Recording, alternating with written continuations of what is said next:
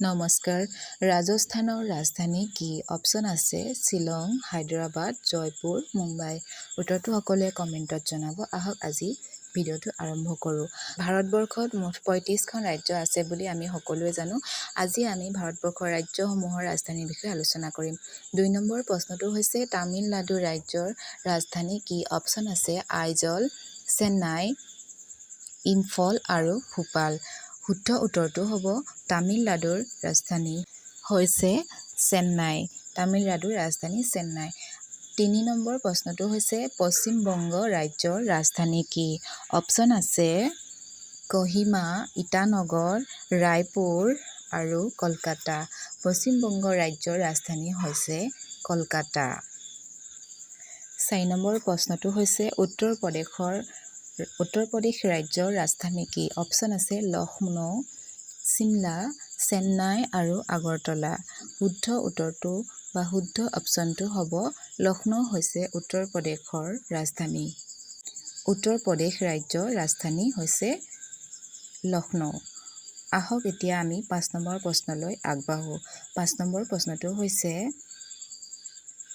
গুজৰাট ৰাজ্যৰ ৰাজধানী কি? অপশ্যন আছে গেংটক, পাটনা, গান্ধীনগৰ আৰু চণ্ডীগড়।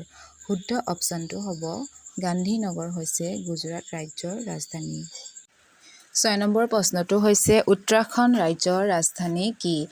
অপশ্যন আছে ৰাঁচী, ডেৰাডুন, ভুৱনেশ্বৰ আৰু চণ্ডীগড়। শুদ্ধ উত্তৰটো হৈছে উত্তৰাখণ্ড ৰাজ্যৰ ৰাজধানী হৈছে ডেৰাডুন।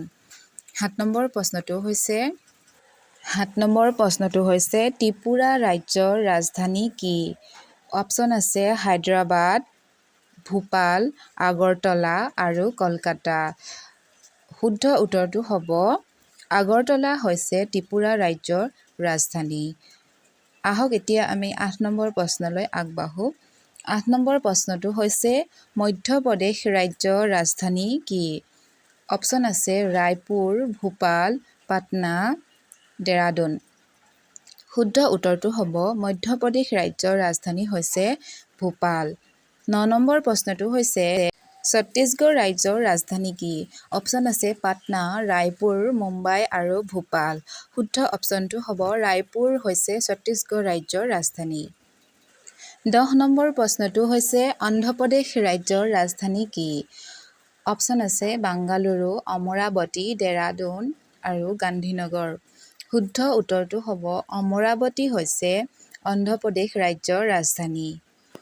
১১ নম্বৰ প্ৰশ্নটো হৈছে তেলেংগানা ৰাজ্যৰ ৰাজধানী কি?